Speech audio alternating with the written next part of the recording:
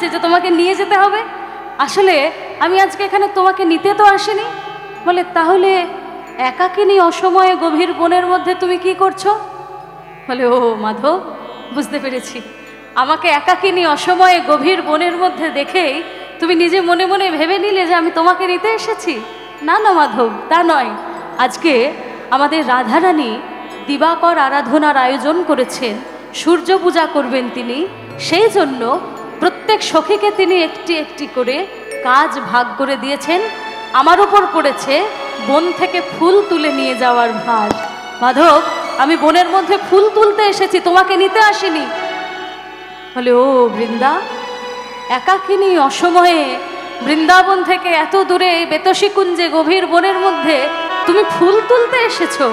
তার মানে তুমি এটা বলতে চাইছো যে বৃন্দাবনে কোনো ফুল পাওয়া যায় না, তাই তো?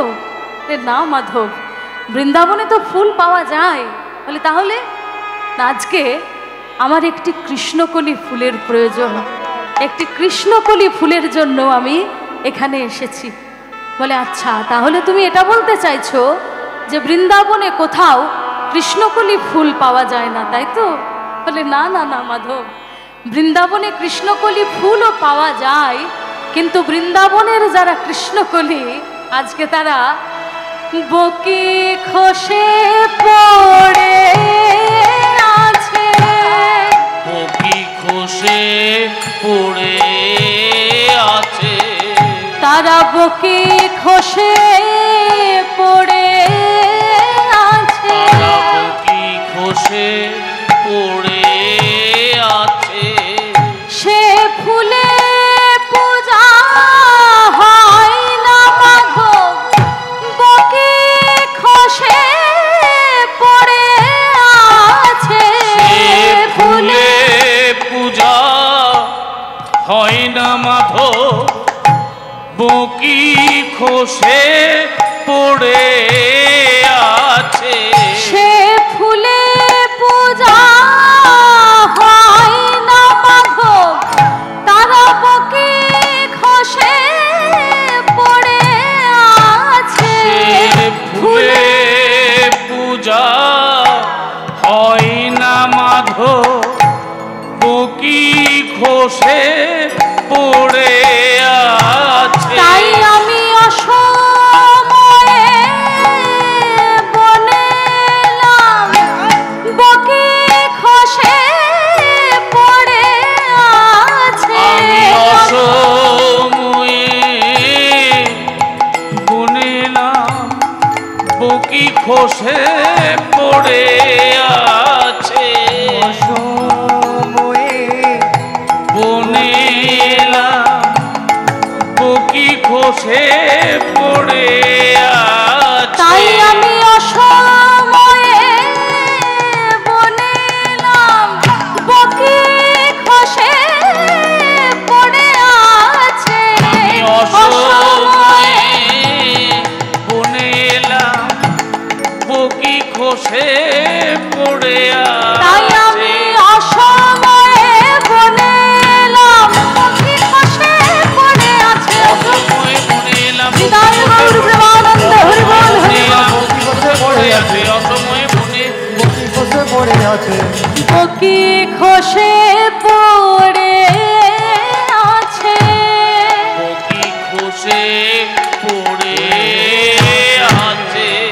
মাধব, তোমার যা বলবার আছে তুমি তাড়াতাড়ি আমাকে বলো, তা না হলে আমার যদি আবার দেখে যে ওখানে ফিরতে যদি আমার দেরি হয়, আর রাধারানী যদি কোনো সখীকে পাঠিয়ে দেয় যে দেখ তো বৃন্দার কেন ফিরতে দেরি হচ্ছে, আর সেই সখী যদি এসে দেখে যে এখানে বেতসীকুঞ্জে দাঁড়িয়ে দাঁড়িয়ে তোমার সাথে কথা বলছি বলে আমার ফিরতে দেরি হচ্ছে, তাহলে আজকে আমার অবস্থাও তোমার মতো হবে।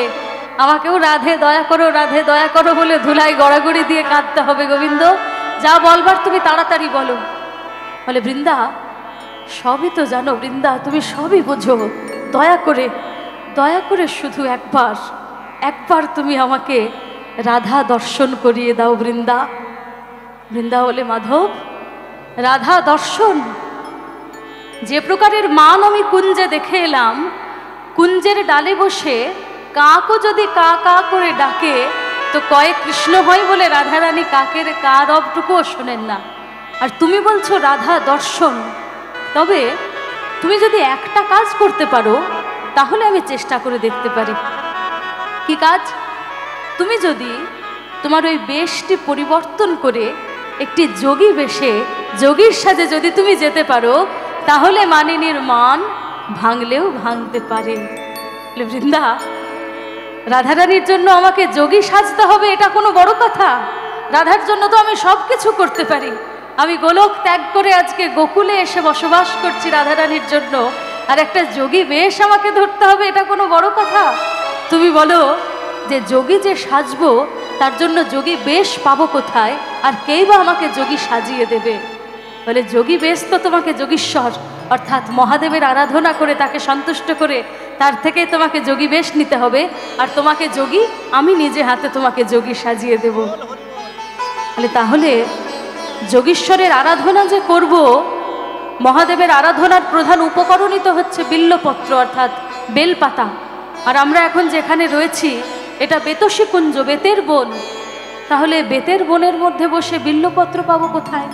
তুমি একটা কাজ করো বৃন্দা, তুমি খুঁজে নিয়ে এসো, আমি ততক্ষণে পূজা আরম্ভ করি। এই বলে বৃন্দাকে পাঠিয়ে দিয়ে গোবিন্দ কি করলেন? যমুনার কূলে বসে যমুনারই জল দল দিয়ে শ্যাওলা দল দিয়ে গোবিন্দ যোগীশ্বরের আরাধনা করতে আরম্ভ করলেন। ওম ধৈর নিত্যং মহেশং রজত গিরিনিভম চারুচন্দ্রবতম সম রত্নাকল্পজ্বলঙ্গম परशुमृगवराभितिहस्तं प्रसन्नं पद्मासिनं समं तात् स्तूतममरगणैर्व्यघ्राकृतिं वसानं विश्वदं विश्वबीजं निखिलभयहरं पञ्चवक्त्रं त्रिनेत्रं ॐ नमः शिवाय शान्ताय करणत्रयहितवे निवेदयामि च आत्मानं त्वं गति परमेश्वरः।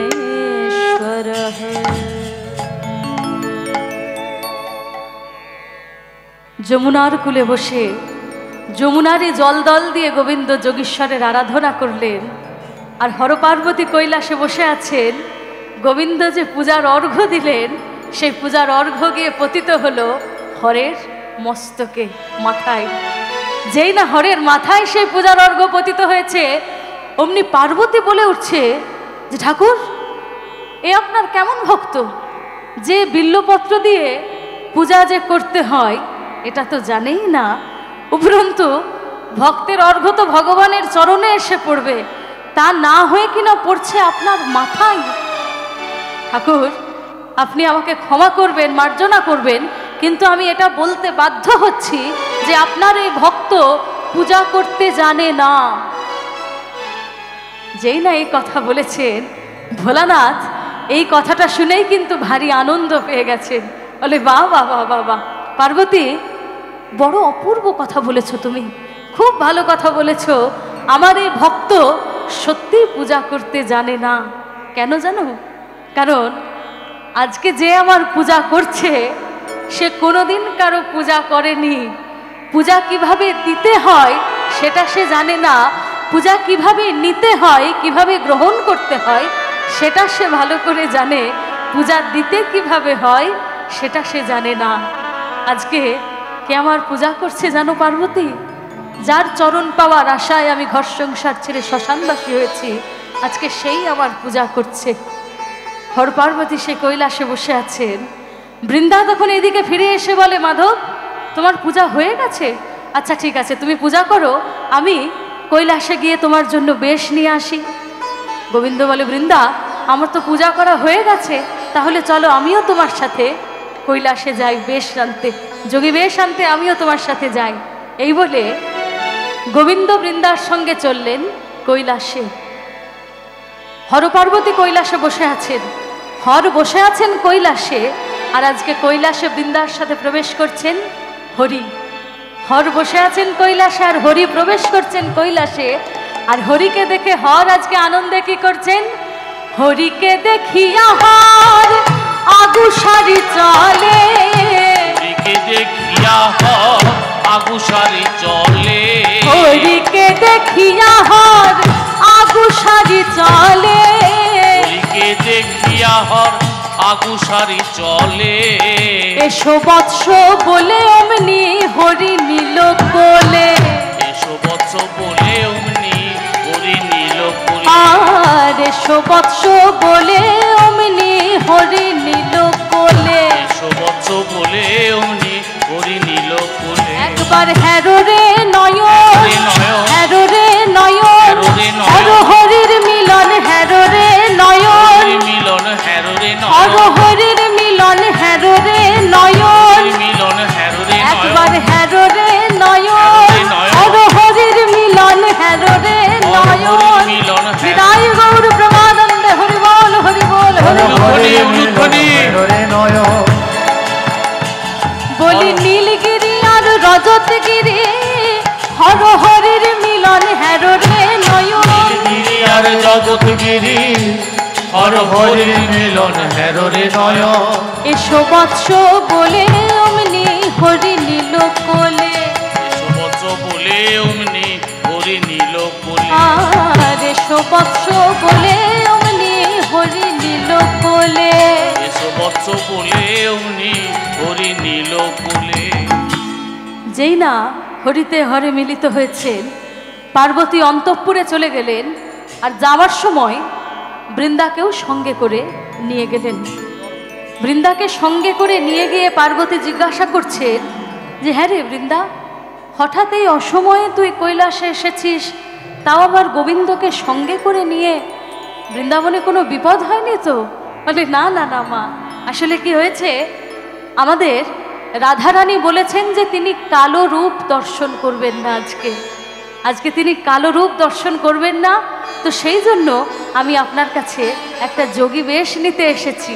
একটা যোগী বেশ নিয়ে গিয়ে গোবিন্দকে যোগী সাজিয়ে যদি রাধা দর্শনে পাঠায়, তাহলে হয়তো রাধা দর্শন হলেও হতে পারে।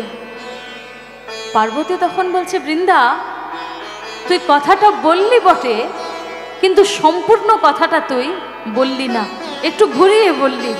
তুই বল যে তোদের যে রাধারানী, সে তোদের গোবিন্দের সঙ্গে আজকে মান করেছেন, তাই তো? তোদের রাধারানী তোদের গোবিন্দের সঙ্গে আজকে মান করেছেন। এবার গোবিন্দ কি করবেন? যোগী সেজে গিয়ে চরণে ধরে, রাধারানীর চরণে ধরে রাধারানীর মান ভাঙাবেন আজকে, তাই তো? বলে মা, আপনি তো সবই জানেন, সবই বোঝেন, আপনি যখন বলছেন তাহলে তাই হবে। বলে না না না, তাহলে তাই হবে বললে কথা নয়, এটা কিন্তু খুব ছোট কাজ। মেয়েরা মান করবে আর একজন পুরুষ হয়ে গিয়ে কিনা পায়ে ধরে মেয়েদের মান ভাঙাবে, এটা খুব ছোট কাজ। আর হবে নাই বা কেন? তোরা তো জাতে গোয়ালা, তোদের জাত ছোট, তোদের ঘর ছোট, আর তোদের কাজকর্মগুলো ওই জন্য সব এরকম ছোট ছোট। বৃন্দা তখন বলছে মা, আমি আপনার কাছে একটা যোগী বেশ চাইতে এলাম, আপনি তার জন্য ঘর ছোট, জাত ছোট, এতগুলো কথা বললেন, আমাকে এত ছোট করছেন।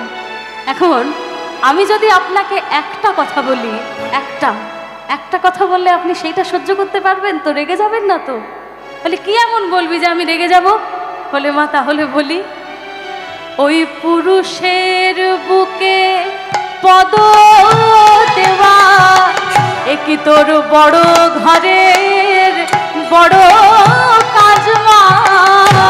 পুরুষের বুকে পদ দেয়া, এ কি তোর বড় ঘরে বড় কাজ মা? পুরুষের বুকে পদ দেওয়া, এ কি তোর বড় ঘরে বড় কাজ মা? ওই পুরুষের বুকে পদ দেওয়া, এ কি তোর বড় ঘরের বড় কাজ মা? পুরুষের বুকে পদ দেওয়া, এ কি তোর বড় ঘরে বড় কাজ মা? একবার বিচার করে বল দেখি মা, পদ দেওয়া ভালো একবার বিচার করে বল দেখি মা, পদ দেয়া ভালো না ধরানো ভালো। একবার বিচার করে বল দেখি মা, পদ দেওয়া ভালো না ধরানো ভালো। একবার বিচার করে বল দেখি মা, পদ দেয়া ভালো না ধরানো ভালো। একবার বিচার করে বল দেখি মা, পদ দেওয়া ভালো না ধরানো ভালো। বিচার করে হৃদয় বল গৌর দেখি দেবানন্দ মা, হরি বল। দেয়া ভালো না ধরানো, বিচার করে বল দেখি মা, দেয়া ভালো না ধরানো ভালো। কি তোর বড় ঘরের বড় কাজ মা, বড় ঘরের বড় কাজ মা। যে না এই কথা বলেছেন, বৃন্দা বলে থাক থাক থাক বৃন্দা, তোকে আর কিছু বলতে হবে না। এই নে যোগী বেশ, যোগী বেশ নিয়ে গোবিন্দকে নিয়ে তুই এখন যা। বৃন্দা যোগী বেশ নিয়ে আর গোবিন্দকে সঙ্গে করে নিয়ে একটি গভীর বনের মধ্যে প্রবেশ করলেন। আর গভীর বনের মধ্যে প্রবেশ করে আজকে বৃন্দা নিজে হাতে গোবিন্দকে যোগী সাজিয়ে দিতে আরম্ভ করলেন। যোগী সাজাতে গিয়ে গোবিন্দের মাথার থেকে মোহন চূড়াটি খুলে দিয়ে চাচর কেশে ভালো করে আঠা ঘষে জটা তৈরি করলেন। সারা অঙ্গে বিভূতি অর্থাৎ ভস্য লেপন করে দিলেন, হাড়ের মালা পরিয়ে দিলেন কণ্ঠে, ডম্বুর ত্রিশূল সমস্ত যথাস্থানে দিয়ে একটি অপূর্ব সুন্দর নবযোগীতে পরিণত করলেন গোবিন্দকে বৃন্দা। গোবিন্দ যোগী সাজা হয়ে যাওয়ার পর যোগী বেশে বৃন্দার সামনে দাঁড়িয়ে বৃন্দাকে জিজ্ঞাসা করছেন যে বৃন্দা দেখো তো আমি যে যোগী সেজেছি তুমি আমাকে চিনতে পারছো? বৃন্দা বলে মাধব আমি তোমাকে যোগী সাজিয়ে দিলাম আর তুমি আমাকে জিজ্ঞাসা করছো যে আমি তোমাকে চিনতে পারছি কিনা। শোনো মাধব, মানুষের সবই পরিবর্তন হয়, অনেক কিছুই পরিবর্তন হতে পারে। দেশ পরিবর্তন করতে পারে মানুষ, দেশ পরিবর্তন করে বিদেশে গিয়ে থাকতে পারে, বেশ পরিবর্তন করতে পারে, পোশাক আশাক পরিবর্তন করতে পারে, অনেক কিছু পরিবর্তন হতে পারে। কিন্তু একটা জিনিস কোনোদিন পরিবর্তন হয় না মানুষের। কি জিনিস? স্বভাব। হে মাধব, তোমার বাঁকা স্বভাব আর ঘুচলো না হে, বাঁকা স্বভাব আর ঘুচলো না হে, তোমার বাঁকা স্বভাব ঘুচলো না হে, বাঁকা স্বভাব ঘুচলো না হে, তোমার নয়ন বাঁকা ভঙ্গি বাঁকা ওহে বাঁকা নট বড়, তোমার নয়ন বাঁকা ভঙ্গি বাঁকা ওহে বাঁকা নট বড়, তোমার নয়ন বাঁকা ভঙ্গি বাঁকা ওহে বাঁকা নট বড়, নয়ন বাঁকা ভঙ্গি বাঁকা ওহে বাঁকা নট তোমার বড়, নয়ন বাঁকা ভঙ্গি বাঁকা ওহে বাঁকা নট বড়। নয়ন বাঁকা হরি ভঙ্গি বল, হরি বাঁকা বল, ওহে হরি বাঁকা বল। নয়ন বাঁকা ভঙ্গি বাঁকা ওহে বাঁকা নট বড়, তোমার বাঁকা স্বভাব আর ঘুচলো না হে, বাঁকা স্বভাব আর ঘুচলো না হে। গোবিন্দের এই বাঁকা স্বভাব নিয়ে প্রচুর গান রচনা হয়েছে। অনেক ভালো ভালো রচনাকার যারা গান রচনা করেন তারা প্রচুর গান রচনা করেছেন। কিন্তু একটা গান আছে যে গানটা অত্যন্ত পুরাতন একটা গান, পুরাতনী বাংলা গান যে সমস্ত হয় তার মধ্যে এই গানটা পড়ে। এবং গানটা এতই প্রাচীন পুরনো যে গানটা কার লেখা বা কার কথা কার সুর সেটা জানা যায় না। গানটা এত পুরনো গান, কিন্তু গানটার কথা এবং সুর দুটোই অপূর্ব সুন্দর। গোবিন্দের এই বাঁকা স্বভাবের পরিচয় সে গানটাতে খুব সুন্দরভাবে লেখা হচ্ছে। শ্যাম তুমি বাঁকা বাঁকা তোমার মন, শ্যাম তুমি বাঁকা বাঁকা তোমার মন, বাঁকায় বাঁকায় মিলে গেল, বাঁকায় বাঁকায় মিলে গেল মদন মোহন শ্যাম তুমি বাঁকা বাঁকা তোমার মন, বাঁকা তোমার সিথি বাঁকা আর বাঁকা তোমার শিখি পাখা, বাঁকা তোমার সিথি বাঁকা, বাঁকা তোমার শিখি পাখা, বাঁকা তোমার ভঙ্গি বাঁকা, বাঁকা তোমার ভঙ্গি বাঁকা, বাঁকা শ্রীচরণ শ্যাম গো তুমি বাঁকা বাঁকা তোমার মন, বাঁকায় বাঁকায় মিলে গেল মদন মোহন শ্যাম তুমি বাঁকা বাঁকা তোমার মন। গোবিন্দের যে বাঁকা রূপ বাঁকা স্বভাব, যতই যোগী বেশে এসে দাঁড়াক সে বাঁকা স্বভাব গোবিন্দের ঘুচবার নয়। গোবিন্দ বলে, বৃন্দা তাহলে তুমি যদি আমাকে চিনতে পেরে যাও, রাধারানীর সামনে গিয়ে দাঁড়ালে রায়ও তো আমাকে চিনে ফেলতে পারে, তাহলে যে এত কষ্ট করে যোগী বেশ নিয়ে এলে, যোগী সাজলাম, সমস্ত আয়োজন পণ্ড হয়ে যাবে। আচ্ছা তাহলে আমি একটা কাজ করি, আমি আমার এই যোগী বেশটা একটু পরীক্ষা করিয়ে নিই। মাধব, যোগী বেশ পরীক্ষা কোথায় করাবে? বলে, কেন? আমার মায়ের কাছে। আমার মা যদি আমাকে যোগী বেশে দেখে চিনতে না পারে, তাহলে আমি ধরে নেব যে পৃথিবীর কেউ আমাকে আর যোগী বেশে দেখে চিনতে পারবে না। বৃন্দা তুমি যাও, আমি যোগী বেশটা একটু পরীক্ষা করিয়ে নিয়ে আসছি। এই বলে বৃন্দাকে পাঠিয়ে দিয়ে এত কহি নবযোগী গমন করিলা, এত কহি নবযোগী গমন করিলা, এত কহি নবযোগী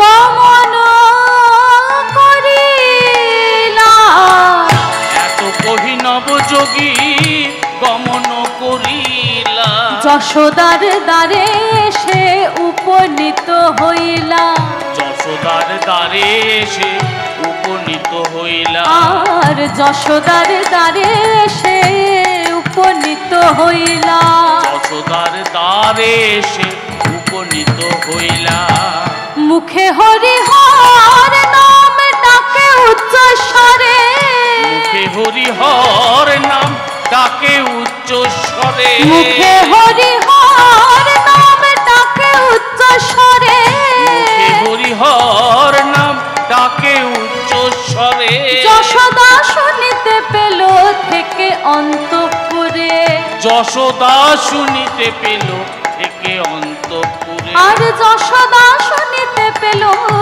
থেকে অন্তঃপুরে, যশোদা শুনিতে পেল থেকে অন্তঃপুরে। হরিহর বলে মা যশোদার দ্বারে এসে দাঁড়ালেন নবযোগী।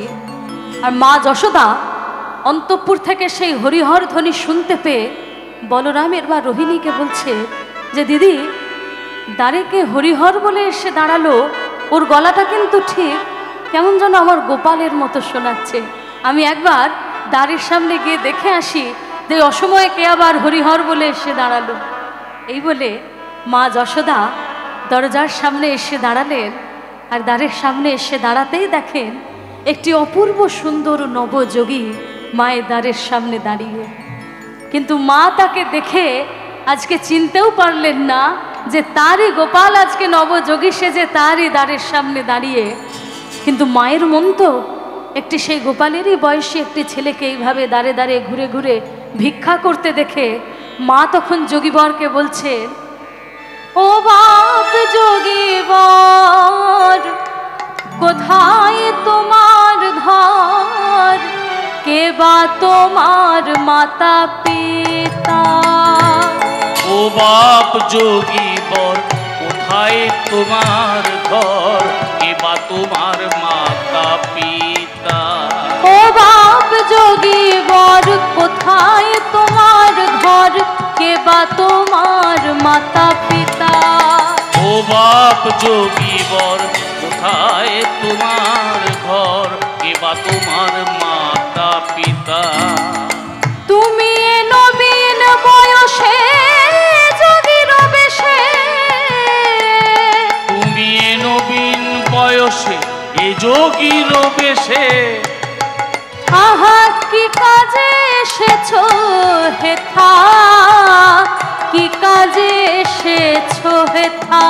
তুমি এ নবীন বয়সে এ যোগীর বেশে, কি কাজে এসেছো হেথা, কি কাজে এসেছো হেথা?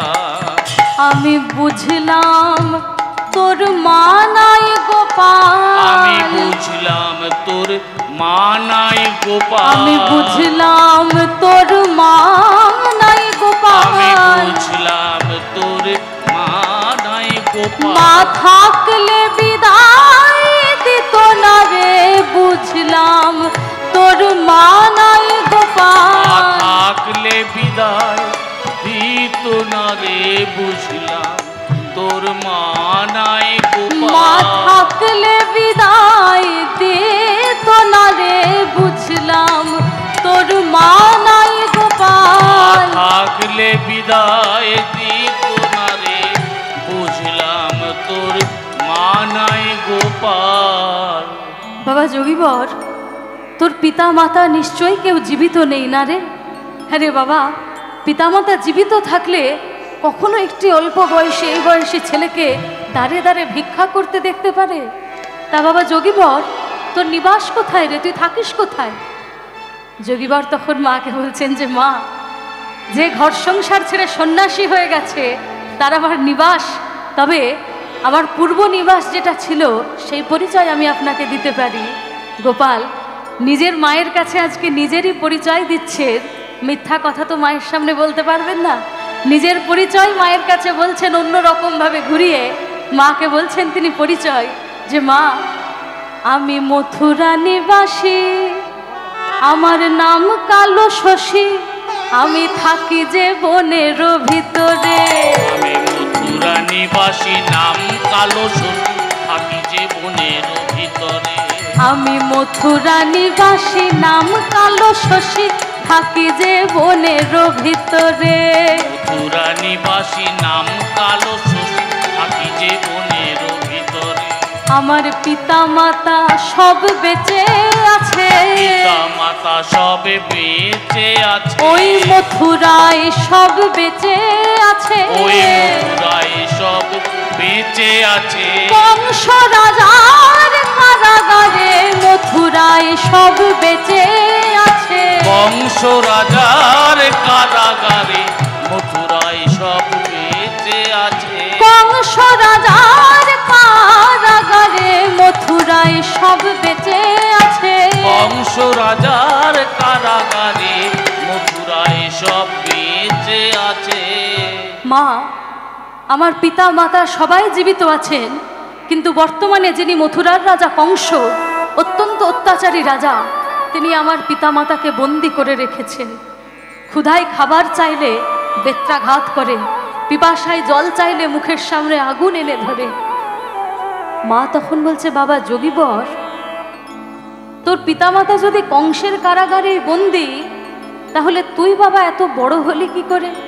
তোকে কে এত বড় করলো, তোকে কে মানুষ করলো? যোগীবর তখন মাকে বলছেন যে মা, আমি ভূমিষ্ঠ হবার পরেই আমাকে আমার পিতা পরের ঘরে রেখে এসেছিল, আর সেই দিন থেকেই আমি পরের মাকে মা বলি গো।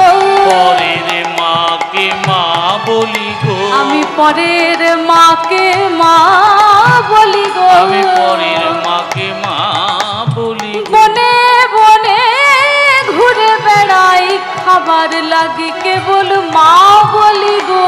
বনে বনে ঘুরে বেড়াই, আবার লাগি মা বলি গো। আর বনে বনে ঘুরে বেড়াই, খাবার লাগে মা বলি গো। বনে বনে ঘুরে বেড়াই, খাবার লাগি মা বলি গো। মা তখন বলছে, বাবা যোগীবর, তাহলে ভালোই হয়েছে, আজকে তুই যখন আমার কাছে এসেই পড়েছিস, তুই আমার কাছেই আজ থেকে থেকে যা। আমার একটি ছিল, দুটি হবে। একদিন গোপাল গোষ্ঠে যাবে, তুই ঘরে থাকবি, আর যেদিনে তুই গোষ্ঠে যাবি সেদিন গোপাল ঘরে থাকবে, আর তোরা দুজনে মিলে আমাকে সারাদিন মা বলে ডাকবি। সারাদিন মা বলে ডাকবি, আমায় সারাদিন মা বলে ডাকবি। সারাদিন মা বলে শাড়ির অঞ্চল ধরে নেচে নেচে বলি, মা গো ননি দে দে বলে। অঞ্চল ধরে নেচে নেচে বলে, মা গো ননি দে দে বলে। শাড়ির অঞ্চল ধরে নেচে নেচে বলি, মা গো ননি দে দে বলে। অঞ্চল ধরে নেচে নেচে বলে, মা গো ননি দে দে বলে। সারাদিন মা বলে ডাকবি, সারাদিন মা বলে আমায় ডাকবি, সারাদিন মা বলে ডাকবি। সারাদিন মা বলে ডাকবি। যোগীবর দেখছে যে মা তো তাহলে এবার আমাকে সত্যিকারেরই যোগী ভেবে নিয়েছে। এবার সত্যিকারের যোগী ভ্রমে মা যদি আমাকে বাড়িতে রাখে, আর কোনোভাবে যদি মা আমার প্রসাদ পেয়ে যায়, বাৎসল্য প্রেম নষ্ট হয়ে যাবে। যোগীবর তখন মায়ের কাছে শুরু করলেন মিথ্যা গল্প। বলে, মা আপনি আমাকে রাখতে পারেন আপনার কাছে, কিন্তু একটু বুঝে শুনে আপনাকে রাখতে হবে। বলে, কেন? তোর মতন একজন নবীন যোগীবরকে একটি বাচ্চা ছেলে তুই, তোকে বাড়িতে রাখার জন্য আমাকে আবার একটু বুঝে শুনে রাখতে হবে কেন? বলে যে, মা সেটা কথা নয়, আসলে আমাদের বাড়িতেও একদিন আমার মতোই একটি যোগীবর এসেছিল, আর আমার মাও বেশ আপনার মতোই তাকে বেশ আদর যত্ন করে বাড়িতে রেখেছে। আর সেই যোগীবরের প্রসাদ আমি যেই না পেয়েছি, অমনি আমার মধ্যে কি যে হয়ে গেল, হর হর মহাদেব বলে আমি ঘর ছেড়ে সন্ন্যাসী হয়ে বেরিয়ে পড়লাম। মা তখন বলছে, কি যোগীবরের প্রসাদ পাওয়া মাত্রই তুইও যোগী হয়ে বাড়ি ছাড়া হয়ে গেছিস? মা তখন মনে মনে চিন্তা করছেন যে তাহলে কোনোভাবে আমার গোপাল যদি এই যোগীবরের প্রসাদ পেয়ে যায়, আমার গোপালও তাহলে সন্ন্যাসী হয়ে বাড়ি ছাড়া হয়ে যাবে, আমি গোপাল হারা হয়ে যাব। না না না না বাবা যোগীবর, তাহলে তোকে আমার কাছে থাকতে হবে না। তবে আজকে তুই যখন আমার কাছে এসেই পড়েছিস, তুই কিছু সেবা করে যা আমার কাছে। বলে, মা আমি সেবা করতে পারি, কিন্তু সেবার একটি শর্ত আছে। কি শর্ত? না, আমার সেবা হয়ে যাওয়ার পরে আপনাকে দেখতে হবে যে প্রসাদের পাত্রটি যমুনায় গিয়ে যেন ভাসিয়ে দেওয়া হয়। আমার প্রসাদ যেন কেউ না পায়, প্রসাদের পাত্রটি যমুনায় গিয়ে ভাসিয়ে দিতে হবে। কারণ গোবিন্দ যমুনাকে একদিন কথা দিয়েছিলেন যে তিনি যমুনাকে তার প্রসাদ দিয়ে ধন্য করবেন। আজকে এই ঘটনার মধ্যে দিয়ে যমুনাকে দেওয়া সেই কথা রাখাও হয়ে যাবে। মা তখন বলে, বাবা যোগীবর, তাই হবে, আমি প্রসাদের পাত্রটি যমুনায় ভাসিয়ে দেব। এই বলে ক্ষীর সর ননি ছানা সমস্ত আয়োজন ভালো করে সাজিয়ে মা যোগীবরের সেবার আয়োজন করলেন। আর সেবা হয়ে যাওয়ার পরে পাছে গোপাল কোনোভাবে প্রসাদের একটি কণাও পেয়ে যায়, এই ভয়ে শুধু প্রসাদের পাত্রটি নয়, প্রসাদের পাত্রের চারপাশের মাটি সমেত খুঁড়ে নিয়ে মা যমুনার জলে ভাসিয়ে দিতে গেলেন। আর যেই না যমুনার জলে সেই প্রসাদের পাত্রটি মা দিলেন, অমনি যমুনা কি করলেন? আজকে যমুনা কর পেতে নিল, যমুনা কর পেতে নিল, আমার প্রাণ গোবিন্দে প্রসাদ জেনে হায় রে, যমুনা কর পেতে নিল। আমার প্রাণ গোবিন্দে প্রসাদ জেনে হায় রে, যমুনা কর পেতে নিল। আমার প্রাণ গোবিন্দে প্রসাদ জেনে হায় রে,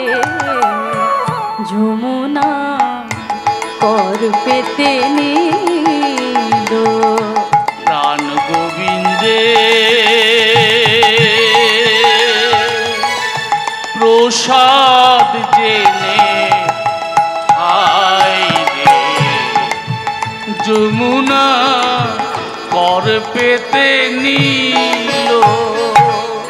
যেই না যমুনার জলে সেই প্রসাদের পাত্রটি মা দিয়েছেন, অমনি যমুনা নিজ দেহ ধারণ করে, নিজ মূর্তি ধারণ করে দুহাত বাড়িয়ে সেই প্রসাদ গ্রহণ করে নিল। যমুনার সেই ভাব দেখে মা অন্তঃপুরে ফিরে এসে বলরামের মা রোহিণীকে বলছে যে দিদি, আমি ভাগ্যে সেই যোগীবরকে আজকে বাড়িতে রাখিনি, এই যোগীবরের প্রসাদের গুণ জানো? যেই না যমুনার জলে প্রসাদের পাত্রটি দিয়েছি, অমনি যমুনা নিজ মূর্তি ধারণ করে দুহাত বাড়িয়ে প্রসাদ গ্রহণ করে নিল। আজকে এই যোগীবরকে যদি আমি বাড়িতে রাখতাম, আমি আজকে সত্যি গোপালহারা হয়ে যেতাম দিদি। ভাগ্যে সেই যোগীবরকে আমি বাড়িতে রাখিনি। বাবা যোগীবর, আর তোকে এখানে থাকতে হবে না, তুই আর কি চাস বল? বলে মা, আমি আপনার কাছে আর কিচ্ছু চাই না, আপনি শুধু আমাকে আশীর্বাদ করুন যে আজকে যে জন্য আমি যোগী সেজেছি, যে কারণে আমি যোগী ব্রত ধারণ করেছি, আমার এই যোগী ব্রত যেন সফল হয়। মা তো আর জানে না যে কে যোগী সেজেছে, কেনই বা যোগী সেজেছে, কী বা যোগী সাজের উদ্দেশ্য, কেই বা সাজিয়ে দিয়েছে। মা কিচ্ছু না জেনে শুনে যোগীবরকে আশীর্বাদ করলেন, বাবা যোগীবর, আমি তোকে আশীর্বাদ করছি, তোর যোগী ব্রত সফল হোক, সফল হোক, সফল হোক। এই বলে মায়ের আশীর্বাদ নিয়ে এত কহি নবযোগী গমন করিলা, এত কহি নবযোগী গমন করিলা, এত কহি নবযোগী গমন করিলা, এত কহি নবযোগী গমন করিলা, জটিলার দ্বারে সে উপনীত হইলা, জটিলার দ্বারে সে উপনীত হইলা, মুখে হরি হর নাম ডাকে উচ্চ স্বরে, মুখে হরি হর নাম ডাকে উচ্চ স্বরে, মুখে হরি হর নাম ডাকে উচ্চ স্বরে, মুখে হরি হর নাম ডাকে উচ্চ স্বরে, জটিলা শুনিতে পেল থেকে অন্তঃপুরে, মুখে হরি হর নাম ডাকে উচ্চ স্বরে, জটিলা শুনিতে পেল থেকে অন্তঃপুরে। হরিহর বলে জটিলার দ্বারে এসে দাঁড়ালেন নবযোগী। জটিলা অন্তঃপুর থেকে সেই হরিহর ধ্বনি শুনতে পেয়ে মেয়ে কুটিলাকে বলছেন যে কুটিলা, দেখ তো দ্বারে একজন যোগীবর এসে দাঁড়িয়েছে বলে মনে হচ্ছে, যা তুই সেবার আয়োজন দিয়ায়। কুটিলা তখন ভাবছে যে রোজই তো এমন কত শত যোগীবর, কত শত ভিক্ষার্থী আসে, কুটিলা তো আর জানে না যে আজকে যোগী বেশে কে এসে দাঁড়িয়েছে দ্বারের সামনে। কুটিলা রোজকার মতো একটি ভিক্ষার পাত্র সাজিয়ে নিয়ে গিয়ে বলে, বাবা যোগীবর, ভিক্ষা গ্রহণ করো। কিন্তু সেই যোগীবর কুটিলার থেকে ভিক্ষাও গ্রহণ করলেন না, আর কুটিলার সাথে একটিও কথাও বললেন না। যোগীবরের এই ভাব দেখে কুটিলা আবার অন্তঃপুরে ফিরে এসে মা জটিলাকে বলছেন যে মা, আমি যোগীবরের সেবার আয়োজন করলাম, সেবার আয়োজন নিয়ে গেলাম, কিন্তু যোগীবর আমার থেকে সেই সেবা গ্রহণও করলেন না, আর একটিও কথাও বললেন না। আচ্ছা, কথা না বলতে পারে, কারণ অনেক যোগীদের অনেক সময় মৌনব্রত থাকে, কিন্তু সেবা গ্রহণ করলেন না কেন? জটিলা তখন বলছে, কুটিলা, আমার কি মনে হচ্ছে জানিস, এই যোগীবর সবার মনের কথা বুঝতে পারে। এই যে আজকে তুই ভিক্ষার পাত্রটি নিয়ে গেছিলি, আমার মনে হচ্ছে তোর মনের মধ্যে ভক্তি শ্রদ্ধা ঠিকঠাক ছিল না, সেটা যোগীবর বুঝতে পেরে গেছে, সেই জন্য তোর থেকে সেবার আয়োজনটা গ্রহণ করেনি। তুই ছাড়, আমাকে দে, আমি গিয়ে দিয়ে আসছি। এই বলে জটিলা বেশ ভালো করে ভিক্ষার পাত্রটি সাজিয়ে নিয়েছেন। আজকে সাজিয়ে নিয়ে গিয়ে যোগীবরের সামনে গিয়ে বলে, বাবা যোগীবর, ভিক্ষা গ্রহণ করো। যোগীবর তখন জটিলাকে বলছেন যে মা, আপনি আমাকে ক্ষমা করবেন, কিন্তু আমি তো যেমন তেমন রমণীর হাতে ভিক্ষা গ্রহণ করতে পারবো না। যেই না এই কথা বলেছেন, জটিলা বলে কি যেমন তেমন রমণী? হ্যাঁ রে, তুই জানিস আমি কে? তুই চিনিস আমাকে? বলে মা, আপনি রেগে যাবেন না, আসলে আমার একটা যোগী ব্রত আছে যে আমি যদি পতিব্রতা সতী রমণী ছাড়া অন্য কোনো রমণীর হাতে ভিক্ষা গ্রহণ করি তাহলে আমার যোগী ব্রত নষ্ট হয়ে যাবে। জটিলা তখন বলছে, হ্যাঁ রে বাবা যোগীবর, তুই চিনিস আমাকে? তুই জানিস আমি কে? আমি জটিলা। এই সমগ্র বৃন্দাবনে আমার মতন পতিব্রতা সতী রমণী আছে কজন? বলে না মা, আসলে আমি শুনেছি যে আপনার পুত্রবধূ শ্রীমতী রাধারানীর মতো পতিব্রতা সতী রমণী নাকি বৃন্দাবনে আর দ্বিতীয় কেউ নেই। তো আপনি যদি তাঁর হাত দিয়ে সেবার আয়োজন পাঠিয়ে দেন তাহলে আমি গ্রহণ করতে পারি। এই কথাটা শুনে কিন্তু জটিলার মনে ভারী আনন্দ হয়েছে, কারণ রাধারানীকে সবাই কলঙ্কিনী রাধা নামেই জানে। সমগ্র বৃন্দাবনে তিনি কৃষ্ণ কলঙ্কিনী রাধা নামেই পরিচিতা। আজ আবার কোথা থেকে একজন যোগীবর এসে বলছেন অতি পতিব্রতা সতী রমণী শ্রীমতী রাধারানী। এই কথাটা শুনে জটিলা অত্যন্ত আনন্দিত হয়ে অন্তঃপুরে গিয়ে বলে, রাই ও রাই, দাঁড়িয়ে একজন যোগীবর এসে দাঁড়িয়েছে, সে আবার তোর হাতে ছাড়া ভিক্ষা গ্রহণ করবে না। তুই ছাড়, তুই আমাকে দে, আমি গিয়ে সেবার আয়োজন দিয়ে আসি। রাই, সেবার আয়োজন দিয়ে আয় তুই। কিন্তু রাধারানী সে যোগী ভিক্ষার কথা শুনেই ভয় পেয়ে গেছেন। রাধারানীর মনে পড়ে গেছে সেই ত্রেতা যুগের কথা। ত্রেতা যুগে সীতামা এক যোগীবরকে ভিক্ষা দিতে গেলেন, আর সেই যোগীবরই সীতামাকে হরণ করে নিয়ে চলে গেলেন। এই কথা মনে পড়ে যেতেই রাধারানী তখন মা জটিলাকে বলছেন যে মা, বলো না মা, মা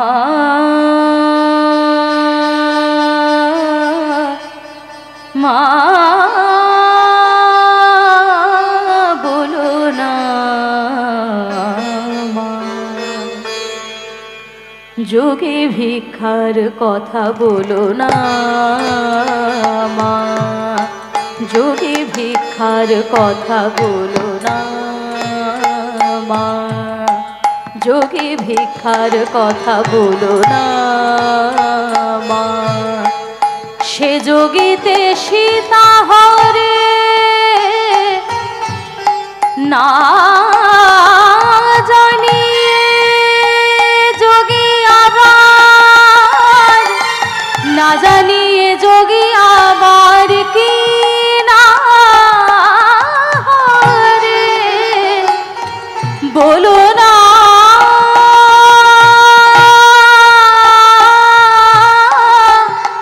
বলো না মা, বলো না যোগী ভিক্ষার কথা বলো না মা, যোগী ভিক্ষার কথা বলো না।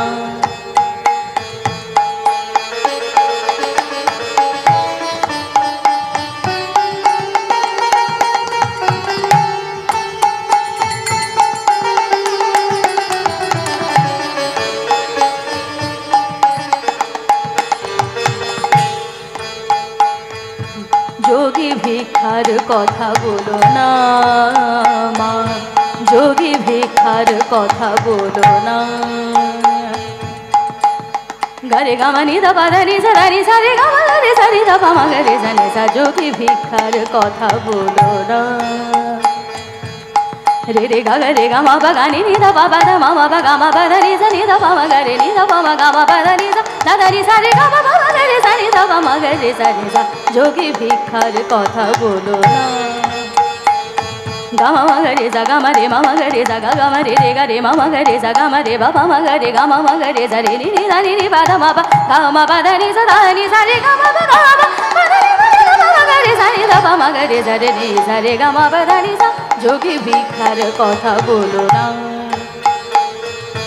যোগী ভিক্ষার কথা বলো না মা, যোগী ভিখার কথা বলো না। গাগারে গাগারে গাগারে গামা বা গামা নিদা বাদা নিদা দানি জারে গামা গামা গারে জারে নিদা রে গামা বা গামা গারে জারে নিদা রে জারে রে নিদা দানি বাদা মা বা গামা রে গা জারে নিদা। কথা বলো না মা, যোগী ভিখার কথা বলো না। রে গা রে গা রে গা রে গা মা বা গা মা গা নি নিদা নি বাদা দা মা বা গা মা বাদা নিদা নিদা বাবা গারে দা জানি জারে গামা গামা গারে জারে নিদা রে গামা গামা গারে জারে নিদা রে জারে রে নিদা দানি দা নিদা বাদা বানি দানি বাবা মাদা বাদা গামা গাবা মা বা রে গা রে মা গামা জারে গামা বাদা নিদা রে নিদা বাবা গারে দা। যোগী ভিখার কথা বলো না। মাগা বাবা গামা মাগারে দা মাগা বাবা গামা মাগারে দা মামা মামা গামা মাগারে দা মামা মামা গামা মাগারে দা মামা মামা গামা মাগারে দা বাবা বাবা মামা মামা গামা মাগারে দা বাবা বাবা গা রে রে বাবা দা মামা বাবা গামা বাদা নি দা নি সা রে গামা বাবা গারে দা সা রে গামা বাদা নি বাবা গারে দা নি দা বাবা গারে দা রে নি সা রে গামা বাদা নি সা। কথা বলো না মা, যোগী ভিখার কথা বলো না। মামা গামা মা গামা মা গামা মা গামা মা গা রে বাবা রে বাবা বাবা গামা বাদা নি দা নি নি দা নি সা রে গামা বাবা গামা গারে দা সা রে গামা বাবা গামা গারে দা সা নি দা বাবা গারে দা সা নি দা বাবা গারে দা। যোগী ভিখার কথা বলো না মা, যোগী ভিখার কথা বলো না, বলো না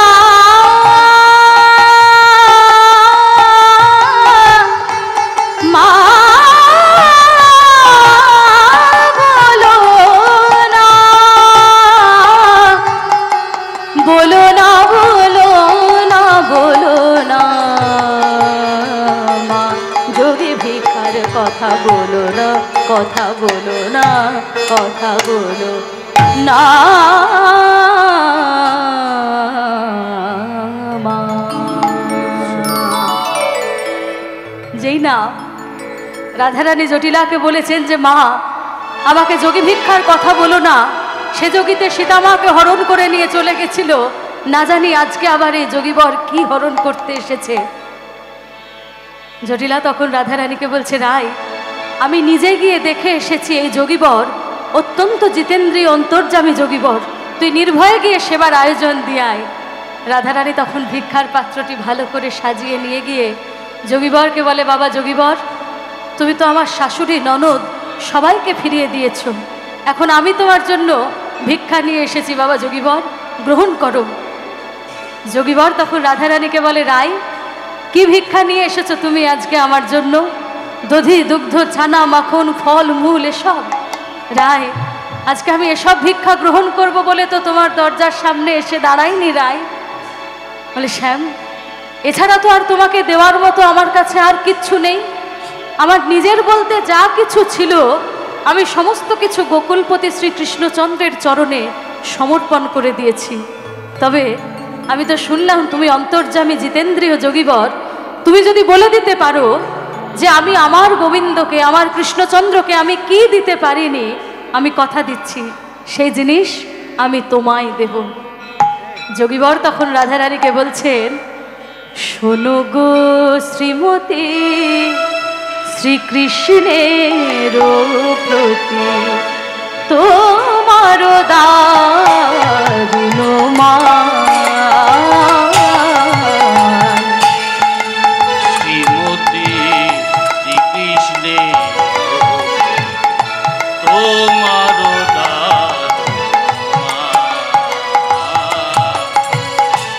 শ্যামের লাগিয়া চাহিতে